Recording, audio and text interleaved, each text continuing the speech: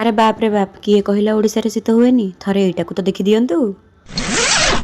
ତ ନମସ୍କାର ସାଙ୍ଗମାନେ, ସମସ୍ତଙ୍କୁ ଜୟ ଜଗନ୍ନାଥ। ଆପଣମାନଙ୍କୁ ତ ପୂର୍ବ ଭିଡ଼ିଓରେ ହିଁ ଜଣାଇଥିଲି ଯେ ଆମେ ସମସ୍ତେ କୁଆଡ଼େ ଗୋଟେ ବୁଲିବାକୁ ବାହାରିଛୁ। ଯେହେତୁ ଆମ ଘରଠୁ ବି କିଛି କୁଣିଆଙ୍କୁ ବାହାରିବାର ଥିଲା, ସେଦିନ ସମସ୍ତଙ୍କ ପାଇଁ ରାତ୍ରି ଭୋଜନର ମଧ୍ୟ ପ୍ରସ୍ତୁତି କରାଯାଇଥିଲା। ମାମା ପୂର୍ବରୁ ସନ୍ତୁଳା ଆଉ ଭଜା ତିଆରି କରିଦେଇଥିଲା। ପରିଶେଷରେ ରୁଟି ଆଉ ପରଟା କଲାବେଳେ ମୁଁ ଟିକେ ତାକୁ ସାହାଯ୍ୟ କରିଦେଲି। ତେବେ ସବୁ କାମ ସାରି ନିଜର ବ୍ୟାଗ୍ ଧରି ଆମେ ବାହାରି ଯାଇଥିଲୁ ବସ୍ ଅଭିମୁଖେ। ଆରମ୍ଭରୁ ମଉସାଙ୍କୁ କହିଥିଲି ସାଇଡ୍ ସିଟ୍ଟା ଯେମିତି ହେଲେ ଦରକାର, ବାହାର ପବନ ଟିକେ ନ ବାଜିଲେ ମୋ ଦେହ ଖରାପ ହେବା ସୁନିଶ୍ଚିତ। ତ ସେଇଆ ହିଁ ହେଇଥିଲା। ବାଟରୁ ଜଣେ ଦିଦି ମଧ୍ୟ ଯିବାର ଥିଲା, ତେଣୁ ତାଙ୍କୁ ନେଇ ଆମେ ବାହାରିଗଲୁ ଆମ ଗନ୍ତବ୍ୟସ୍ଥଳରେ। ମୋତେ ସାଇଡ୍ ସିଟ୍ ମିଳିଯାଇଥିଲା, ଭଗବାନ ବଞ୍ଚେଇ ଦେଲେ। ତ ରେଢ଼ାଖୋଲରେ ଥିବା ପ୍ରଥମାନ୍ତର ଯାତ୍ରୀ ନିବାସରେ ପହଞ୍ଚି ନିଜର ନିତ୍ୟକର୍ମ ସାରି ଆମେ ସମସ୍ତେ ପହଞ୍ଚିଥିଲୁ ଯାଇ ହୁମାର ବିମଳେଶ୍ୱର ବା ବକ୍ରେଶ୍ୱର ମନ୍ଦିରଠାରେ। ସକାଳ 7ଟାରେ ସେଠାରେ କିଭଳି ପରିବେଶ ଆପଣମାନେ ଦେଖିପାରୁଛନ୍ତି ତ? ଏହା ପରେ ବି ଆପଣମାନେ କ'ଣ କହିବେ ଯେ ଓଡ଼ିଶାରେ ଶୀତ ହୁଏନି ବୋଲି? ଜ୍ୟାକେଟ୍ ପିନ୍ଧିକି ବି ମୁଁ ସେଠାରେ ଥରୁଥିଲି ଆଜ୍ଞା। ଆପଣମାନେ ତ ଯାଉଥିବେ ଯଦି ଆଉ ରହୁଥିବେ ଯଦି ଆପଣମାନେ ତ ବିଶେଷ ଭାବରେ ଏହି ବିଷୟରେ ଜାଣିଥିବେ।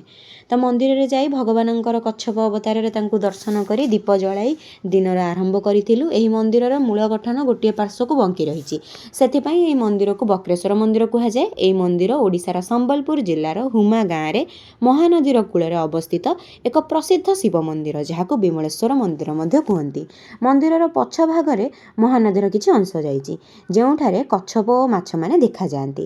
ସ୍ଥାନୀୟ ଲୋକମାନେ କଚ୍ଛପକୁ ଭଗବାନ ବିଷ୍ଣୁଙ୍କର କୁର୍ମ ଅବତାର ସହିତ ଯୋଡ଼ି ଦେଖନ୍ତି।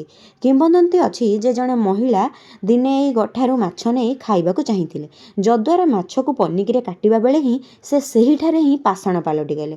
ଆଜି ମଧ୍ୟ ସେଠାରେ ନୌକାରେ ଆପଣ ଯଦି ପୂର୍ବ ପାର୍ଶ୍ୱକୁ ଯିବେ, ତେବେ ଆପଣ ସେହି ପାଷାଣକୁ ମଧ୍ୟ ଦେଖିପାରିବେ।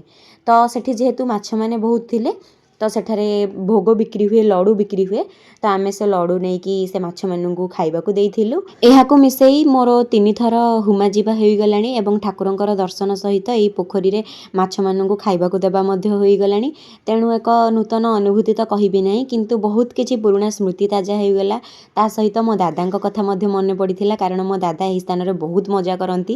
4 ଦିନର ଜୀବନ ଆଜ୍ଞା, ଯଦି ଏଇ ଦିନ ଗୁଡ଼ିକୁ ହସ ଖୁସି ମଜାରେ ବିତେଇବାନି, ତାହେଲେ ଆଉ କେବେ ବିତେଇବା? ଯେତେବେଳେ ଗୋଡ଼ ହାତ ଚାଲୁନଥିବ, ସେତେବେଳେ ପଇସା ଆଉ ସମୟ ଥିଲେ ମଧ୍ୟ କିଛି କରିବା ନାହିଁ।